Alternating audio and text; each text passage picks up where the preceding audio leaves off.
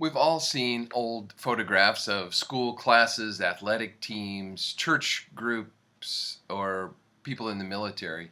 We have a lot of these in our own archives. Under the photograph, there'll be a list of people seated from left to right, and the names of the people will be listed there. Here's a picture of our own Charlie Thompson, Darcy's husband, when he played baseball for Greensboro High, which later became Grimsley. Other times, there are pictures that don't have names. They are so old, nobody living knows who those people are in the photo. Some historical society will publish the picture with a sentence that says, "If anyone knows anyone in this picture, please contact us." Let's look this morning at our text from Mark's story of Jesus about the Garden of Gethsemane and the arrest of Jesus. I want you to look at it as if it's one of those old photographs. Have in mind now the picture that Mark draws of the arrest. Over here are the disciples. There's a group of 10 of them. 2 are missing from this group, but you could probably name the 10 that are there, or someone could do that for you.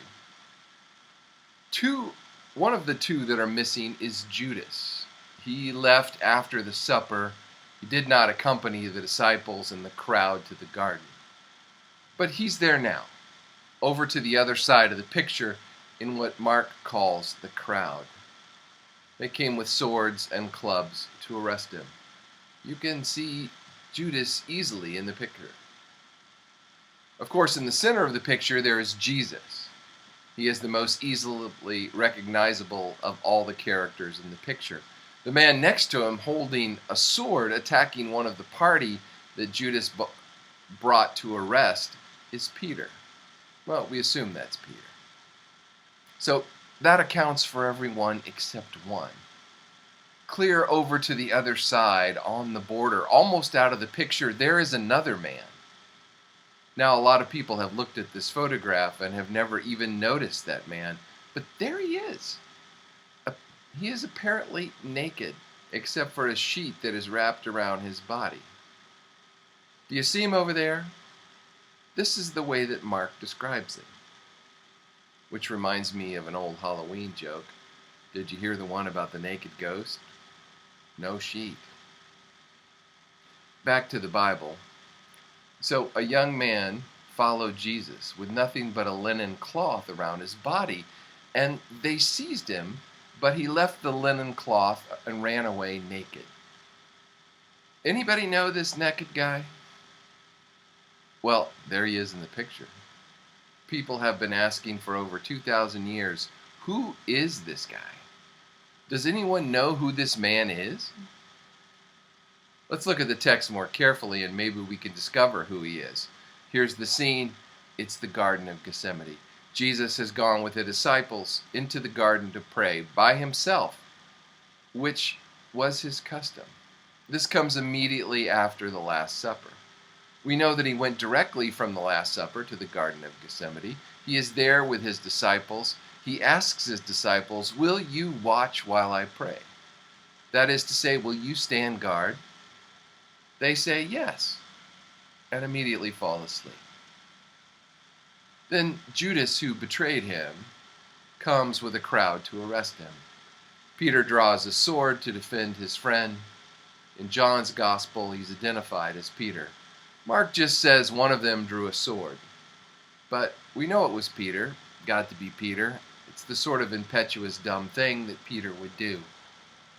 Then Judas kisses Jesus to identify him. Then they arrest him. And Jesus says to the mom, "Have you come out against a robber with swords and clubs to capture me? Day after day I was with you in the temple teaching, and you did not seize me then. But let the scriptures be fulfilled." And then this line, "They all forsook him and fled," which of course refers to the disciples. Then we come to it, this strange passage. A young man followed them with nothing but a linen cloth around this guy, and they seized him, but he left the linen cloth and ran away naked. Anybody know this naked guy? Well, as I have said, they've been trying for 2,000 plus years to find out who he is. There are several theories about who he is. The most popular one, until recently, is that he's the author of Mark's Gospel. The theory is that maybe he was the son of the woman from whom Jesus and the disciples rented the room. The theory is that he had gone to bed on that Thursday night, was awakened with the disciples and Jesus leaving the house. Curious, he got up, wrapped a sheet around him. Obviously, he slept commando, and then followed them to the garden. So he witnessed Jesus praying. He witnessed the disciples sleeping. He witnessed the arrest. He witnessed the flight of the disciples. And when they took Jesus away, he followed them. When the soldiers saw him, they grabbed him and he fled, leaving them holding the linen cloth. Now, that was the theory, that this was someone who witnessed the scene and then later wrote down what he'd seen. For many, it explained why this strange reference is only here in Mark's version. No other gospel records this. This is exclusive to Mark. It serves no salutatory purpose, no edification. It's just a weird footnote in the story. Maybe it's like Stan Lee, who until his death had a brief rando cameo in most of the Marvel movies. Stan Lee is the man who claimed to have created most of the Marvel universe, but most likely it was several others too, like Jack King Kirby. Always cool to notice Stan in each movie. If you're old enough, you remember that Alfred Hitchcock, the famous director, did this first. He always put himself into his pictures. For just a fleeting moment, just a second, he was there.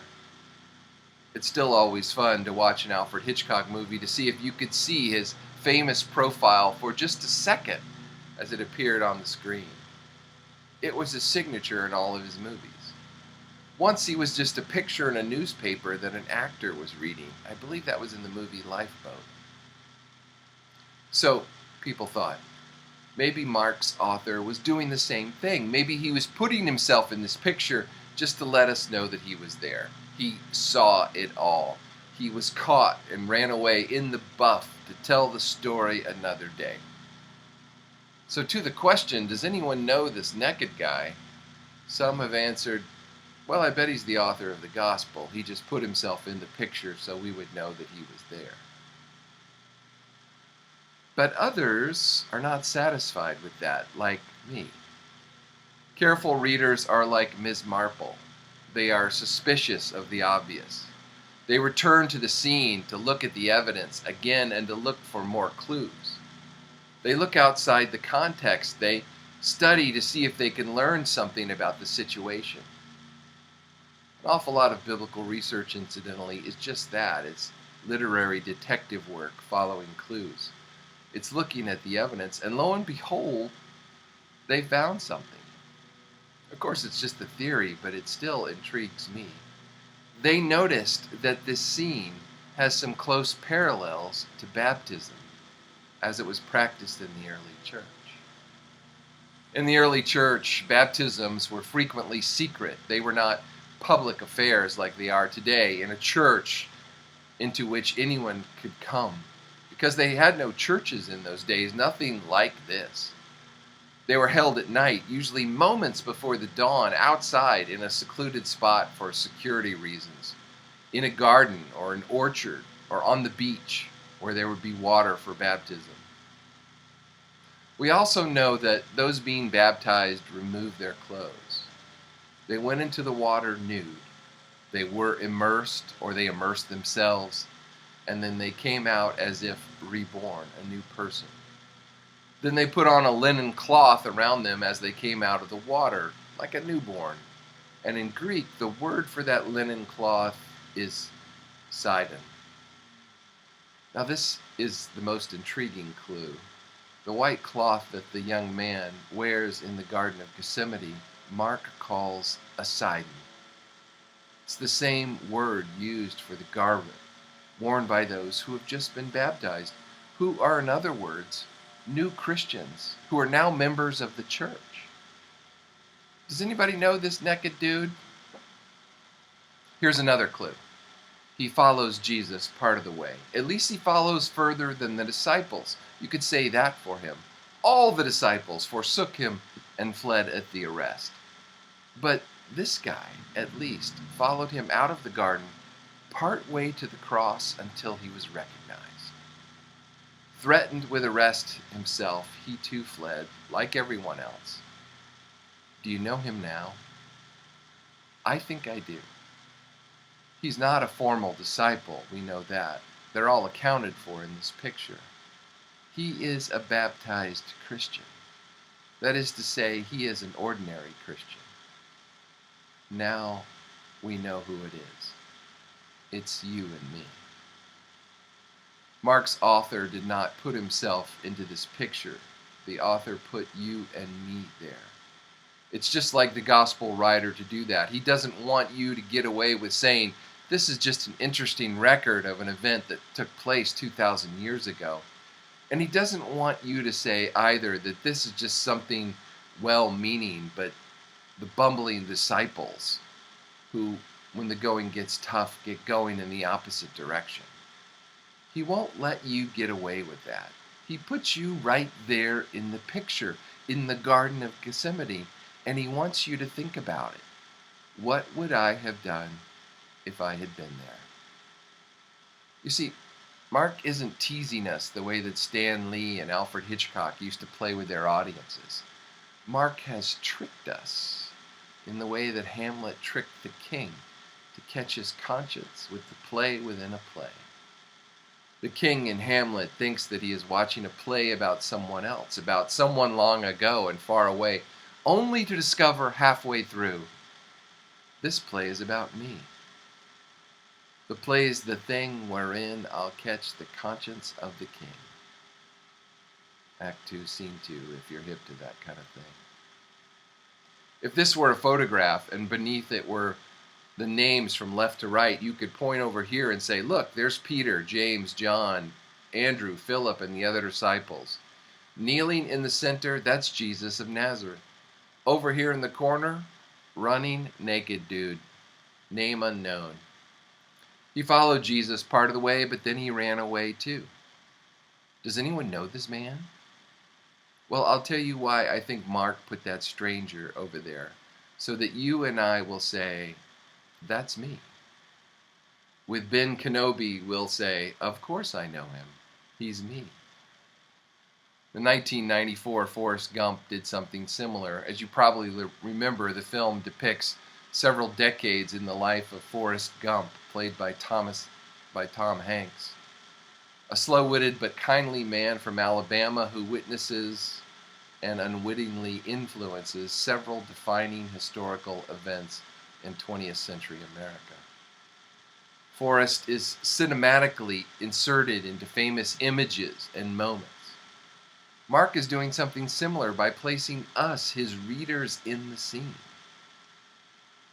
Now, you will probably be able to say, I don't ever recall fleeing. I don't recall anything that appears in this photograph. And it's probably never have been that way for you as it's described here. No soldiers have come to arrest you, I would imagine. You may never have been in a secret hiding place waiting for all this to blow over. It wasn't that way at all for you. But maybe it was something like this. Clarence Jordan, one of my heroes, founded the Koinonia Farm in Americus, Georgia. Habitat for Humanity grew out of that Christian experiment in Georgia. Habitat's headquarters are even there today in Americus. Clarence Jordan founded the Koinonia Farms in 1942 as an experiment in Christian living. There was great opposition with what he was trying to do. He was trying to establish a Christian community across racial lines and to focus on the poverty that existed in that part of Georgia. So it was an experiment in cooperative farming, and it was met with great resistance, even with violence. But most of all, it was met with a steady stream of legal challenges. Clarence went to his brother Robert, who was an attorney. Later, Robert became a state senator, and after that, a justice of the Georgia Supreme Court. He went to his brother Robert and asked his brother, who was then a country lawyer, if he could help out by representing the farm. Robert said, I can't do that. You know my political aspirations. If I represented you, I would lose everything. Then he said to Clarence, you see, it's different with you. Clarence said, why is it different? I remember, it seems to me, that you and I joined the church on the same Sunday as boys. And I expect that when we came forward, the preacher asked the same question that he asked you. Do you accept Jesus Christ as your Lord? And I said, yes. What did you say? Robert said, Clarence, I follow Jesus up to a point. Clarence replied, would that point by any chance be the cross? That's right, Robert said. I follow him to the cross, but not on the cross. I am not going to get crucified. Then Clarence said, I don't think you're a disciple. I think you're an admirer of Jesus, not a disciple. I think you ought to go back to that church that you belong to and tell them that you're an admirer of Jesus and not a disciple.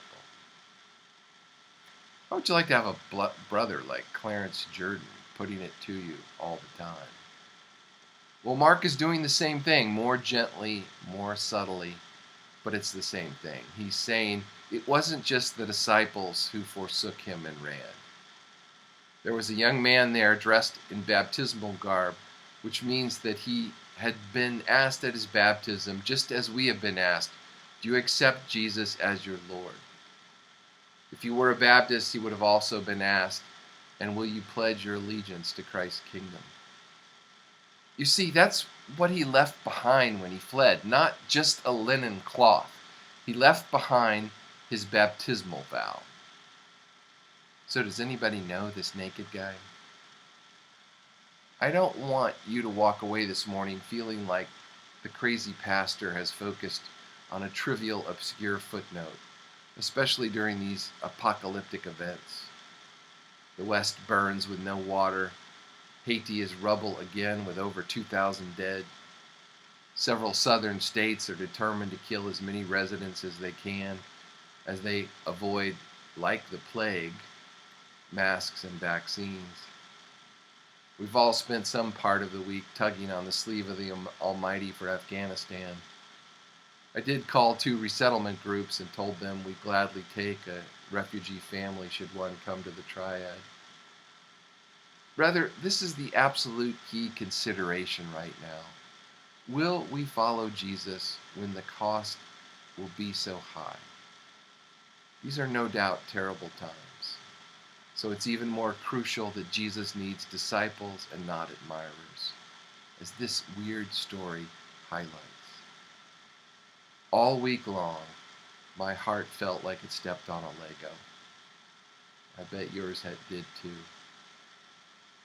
Mark doesn't put this story in just to condemn us. That's not his purpose. He's not interested in that. He put this here so that you will see that the Bible does not talk about everyone else. It talks about you and me. And maybe when your guard is down, when you're not expecting a confrontation, because we all hate confrontations, but maybe it's your devotional time and you are reading the Bible and it hits you. That's me. That could be me. So I ask you again, does anyone know this naked dude? The reason I ask is he may not have heard. He fled, you know. So he may not have heard this. After he fled, Jesus was tried, and on that same night he was put on a cross. And from that cross he said, Father, forgive them, for they know not what they do.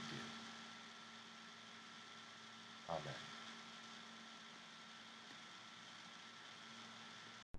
I'm not ashamed to own my Lord, or to defend his cause.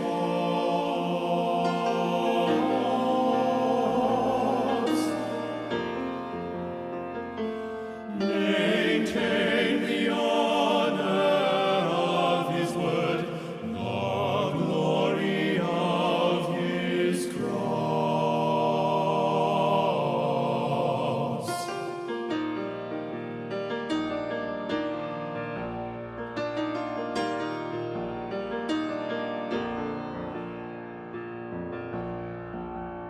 I'm not ashamed to own my Lord, or to defend his cause.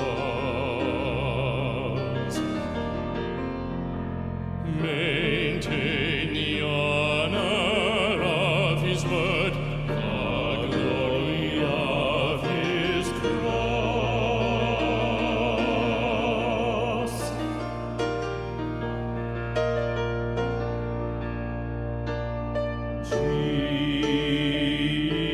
Jesus, my Lord, I know his name. His name is all my trust. He'll never put my soul to shame, nor let my hope be lost.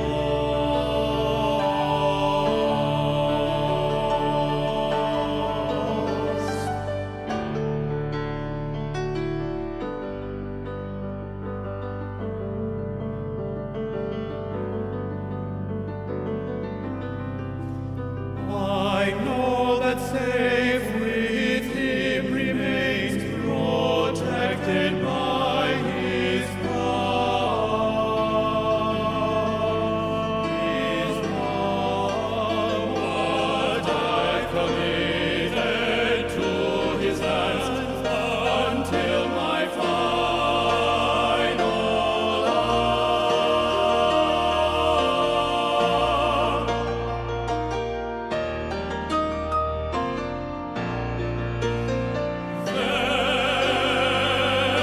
Then he shall own my lowly name before his Father's face.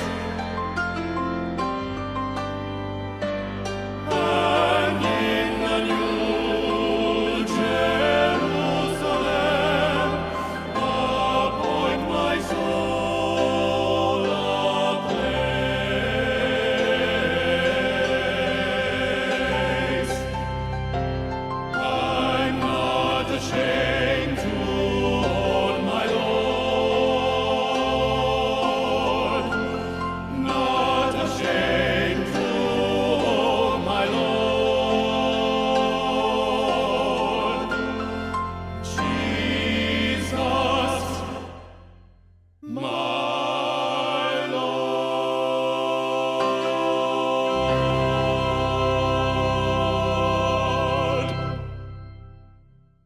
Depart now in the company of Christ the Creator, and as you go, remember, by the goodness of God you were born into this world. By the grace of God you have been kept all day long, even unto this hour. And by the love of God, fully revealed in the face of Jesus, you are being redeemed. Amen.